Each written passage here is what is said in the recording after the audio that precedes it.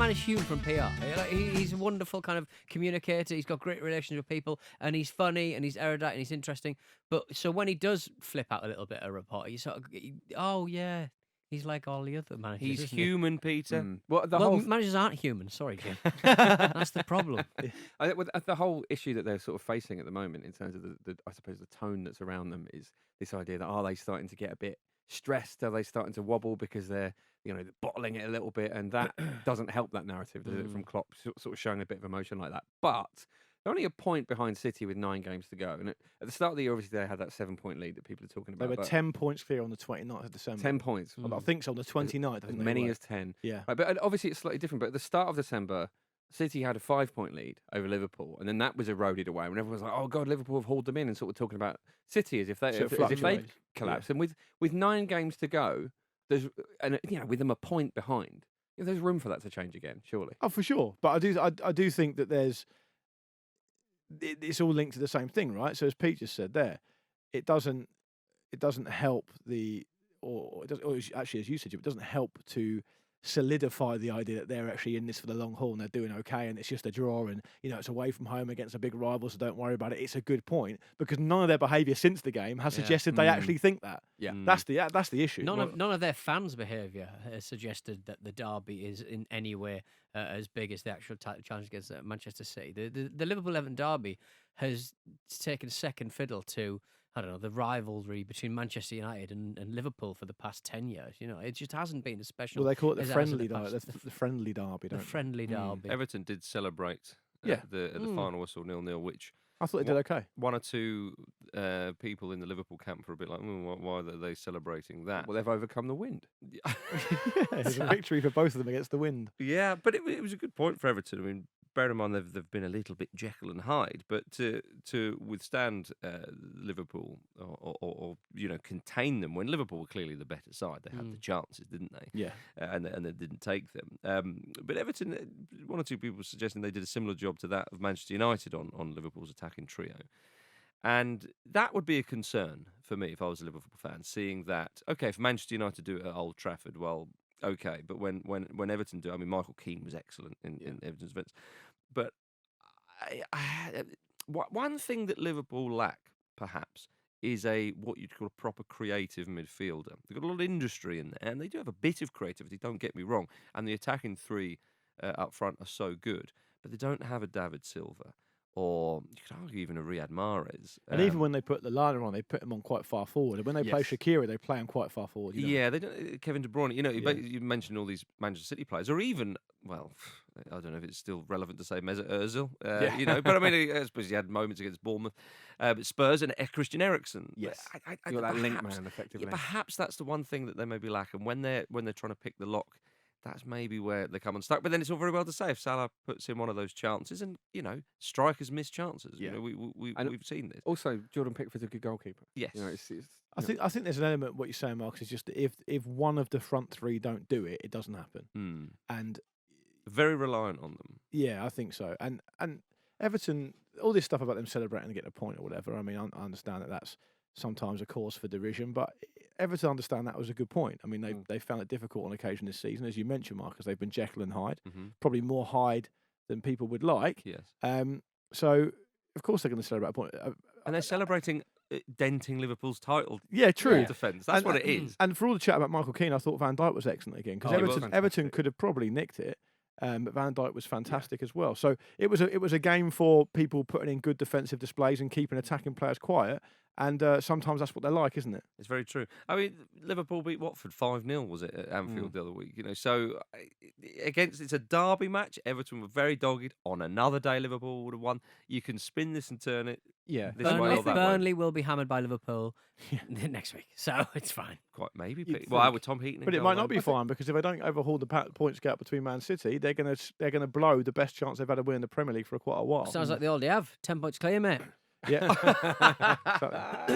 Well, who wants to be top of the league in March? Anyway, Well, Jim, absolutely. That's what people keep saying, isn't it? But I think you could also spin it the other way as well, because if this is exactly the sort of game, taking away the sort of derby nature of it, pre-Virgil van Dijk, they could have lost. He was imperious. Yeah. He's improved them a great deal. Fantastic. He's improved them a great deal. Yeah. They've got an amazing points tally. I think with Klopp, it's a case of when there's a little wobble or there's a little something, they go, well, it's unraveling. It's unraveling. Well, what's happening here? It's pressure. You bottling it. You bottling it. And you ask him that many questions that many times, and then finally when they do go slip into second, I just think he's overcrying. I just piss off. Absolutely. And I think that's a fair question to ask. But the manager has to be. Has he got the mentality to deal with that? It's the pressure's going to get harder and harder. And for whatever you think about Pep Guardiola, he's won it. So he will understand. He'll have experience to draw on. He'll know how to react. You'd think. Of course, Pep does occasionally sometimes do that mad stuff, like when he had a massive go at Nathan Redmond, for no reason. That was excellent. For how brilliant he was. No, apparently saying about how he was brilliant, but he could also be a lot better. And it's just mad. Can you imagine, right? So Pep Guardiola sat there watching that football match, Liverpool dropping points.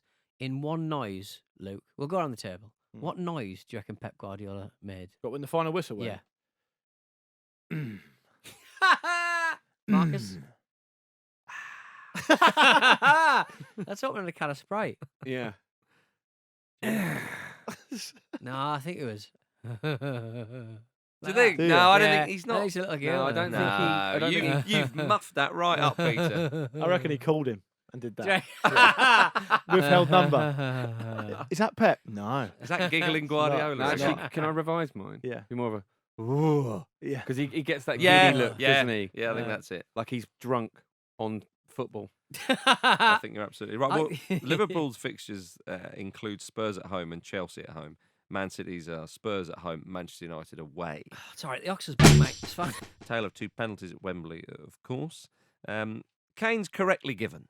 Yes, and it Well, took a while to. You say that. You both say that, but I don't know if that's definitely true. And what is the only thing that is clear is that the law is ridiculous and needs to be absolutely, and it needs to be simplified post haste. yeah. Well, I mean, the FA rule states that if a player in an offside position is moving towards the ball with the intention of playing the ball and is fouled before playing or attempting to play the ball or challenging an opponent for the ball, the foul is penalised as it has occurred before the offside offence. But the law also says, Jim, an offence is committed against a player in an offside position who is already playing or attempting to play the ball or challenging an opponent for the ball. The offside offence is penalised as it had occurred before the foul challenge. So enter Mustafi. Exactly, yeah. So it depends whether you think. It depends what your interpretation of Kane's behaviour is. And, I mean, really, we're getting into a situation now where we're so far away from what the offside law was designed to do, i.e. stop strikers goal hanging around the 6-yard box or whatever it was at the time, to just these pieces of nuance that are so small and so open to interpretation that actually, if you look at Sam Wallace of the whatever paper he's at now, maybe the Telegraph, he raised this on Twitter on Sunday, and then as I checked before we came in the studio, someone from the PGMOL and a couple of other journalists and Mark Housey, ex-Premier League rep, were all still arguing about what the correct interpretation is. So if that's the case, it needs to be simplified. Well, I don't feel clear on it. No. Does anyone here? Every year the laws get changed slightly. Yeah. And I always use that kind of simile of kind of Father Ted's car, where he's got like a little ding in it. And to try and get rid of the ding, he sort of like hits. He sort of hits the car next to the ding to kind of pop out the ding. But that makes another ding. So now he's got two dings to deal with. And now he's got this offside rule is kind of offside and kind of whether you're in play second kind of it's turned into this really weird thing. Bottom line is, if the ball touches your hand, it's a handball. Whatever it looks like now. But whatever happens, that's the thing. So it's impossible to ask an assistant referee to make an offside call accurately based on the current. For me, it has to go back to, or even if it was this, I can't even find any evidence it was this, but that might be because they give instructions to referees that they don't publish. Daylight, and I also think you've got to get rid of the interfering with play thing, because I think the interfering with play part of it is when it started. That was the thin end of the wedge. And that's when it started to get a little bit vague. If you're on the pitch, you should be interfering in play. Right. Whether you Mesut Ozil pulling players around. Is he interfering with play when he's not near the ball? He's still pulling defenders around. What did you think of the decision, Marcus, when you saw it? Well, he wasn't given offside, so I understand all that chat, and it's relevant. But in terms of the actual decision, he wasn't given offside, so we then play the game. Yeah. And I thought it was a tiny bit soft, but I thought it was probably just about a penalty. I think what's frustrating just from an Arsenal point of view, is I think Laurent Koscielny heads that away if Mustafi doesn't push Harry Kane into him. I mean, it should be irrelevant. Yeah. Whereas I thought the Arsenal penalty wasn't a penalty. I disagree on that because I think Sanchez has, he's been very clumsy there, and Aubameyang's taken out of the game from it. Yeah, I think that's to me, downfield day, personally. that and to bring another layer into this, I think it was a very soft one.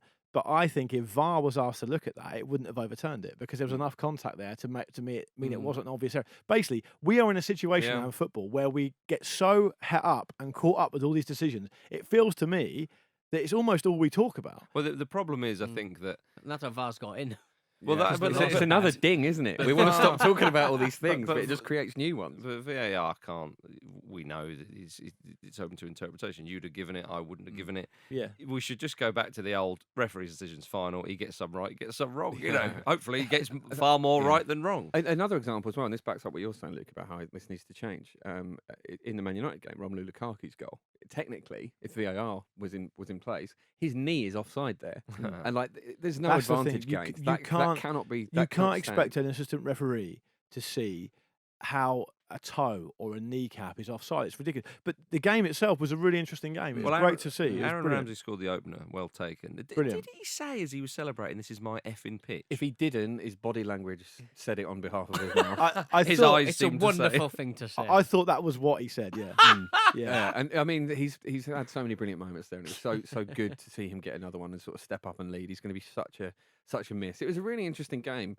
I think obviously the emotion of it gets in the way when you're watching it as a supporter of either side, but it's really interesting performance from both teams, really. And Arsenal were very defensively very good, which I think has gone under the radar a little bit. Leno played his part. Leno played very well. Great double save in the first half. Socrates was excellent. He kept Harry Kane very quiet in general. And obviously Mustafi was there as well. He reminds me of when an athlete that isn't a footballer plays in Soccer Aid.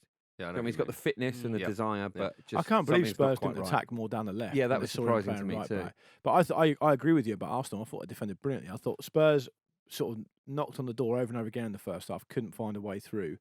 And Arsenal defended very well. They looked comfortable. Spurs weren't playing with any tempo. They looked like they just got a complete. And when Eriksen's not playing well, which I don't think he did, Yeah, but Musa Sissoko he carried him. He was great, but there's nothing subtle about him. He can't.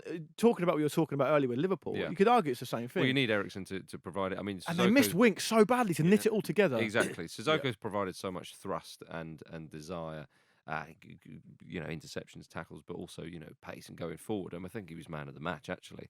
But when you don't have Winks in there or Eriksen perhaps providing a little bit more craft, for want of a better Definite. word.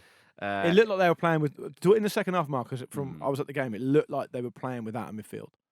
Yes. Well, Sissoko was doing it all himself. Yeah, But it's interesting. Danny Rose said that Pochettino gave a very inspiring halftime team talk. He said it was one of the best team talks he'd witnessed, actually, and left them ready to go to war in the second half.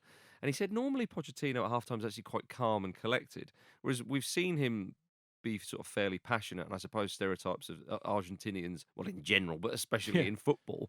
I was sort of quite surprised about that, actually. I was as well, because obviously, Spurs got back into the game via a penalty, but it didn't seem like they sort of raised their game in terms of sort of energetic no. tempo or The anything. first 20 minutes of the second half, I thought it was probably the poorest spell of theirs. Yeah, the second half of the first half, they looked. They were brilliant, knocking on the They door. were and probably whatnot. just thinking about the team. What was Yeah, it? that's so Yeah. good. So Yeah. good. I and feel what, so inspired. Danny Rose was probably yeah. thinking about handing in a hand transfer request. It's around about he does this every season around about this time, doesn't he? So. Where did that rap come from? It was so good. But I think Spurs have. They've done really well as well. I don't think that should be lost. If they finish in the top four again after what's all been going on, and by the way, over the last few weeks, it's no guarantee they are going to finish in the top four. Now. They're looking over their shoulder rather than looking forward because of what's happened. But it will be a great achievement for them to finish in the top four And again. a vital penalty save from Lloris, because that Fantastic. just keeps them Exactly, a keeps little bit because ahead. Arsenal would have gone a point behind That's them, right. and the goal difference between them would have been almost completely eradicated in like 3 weeks. But Spurs are short at fullback, they're short in midfield because they've not replaced key players, and the fullback thing's been a case for a while. When they go for a bad patch, the fullbacks just look terrible, and so they need to strengthen in that area. But overall, I thought it was a really enjoyable game, a great game of high quality. That just I can't let this go unmentioned. That Leno save, the second of the two of the double save, in real time, That was one of the best saves I've ever seen. It was It was amazing, so right? Yeah. fast. Yeah. The ball was struck so well, and he saw it so late. And there's an element of luck involved because he throws his hand at it. But what came out of that was it looked Yeah. amazing. I couldn't believe he'd saved it. Yeah, and what was brilliant for that is it just gives A confidence tribute to Gordon Banks. His Yeah. funeral is today. It sort of really gives a lot of faith to your defenders as well, and it frustrates the opposition if something as good as that is palmed away. And I think as well, what was really refreshing as an Arsenal fan was to see Arsenal happily to set up. Almost in a quite passive way and just try and hit Spurs on the break and just be comfortable and disciplined within that. And it's really nice to see Arsenal playing in different tactics in different games in very visible ways. And had Lacazette taken a chance there, Oh, yeah, then it could have worked. Just quickly, Torreira, was it sending off? I think it was one of those ones where I felt it was a little bit harsh, but if it's appealed, it's not going to be rescinded. So I see how it was given. Yes. But I think it was just a little bit of Difficult for the bad referee luck. in real time Yeah, when his absolutely. studs are up, but he was I thought clearly it was a red card. I didn't think it was malicious. I didn't think he meant to hurt the player, but he doesn't look at the player, but it's a red card.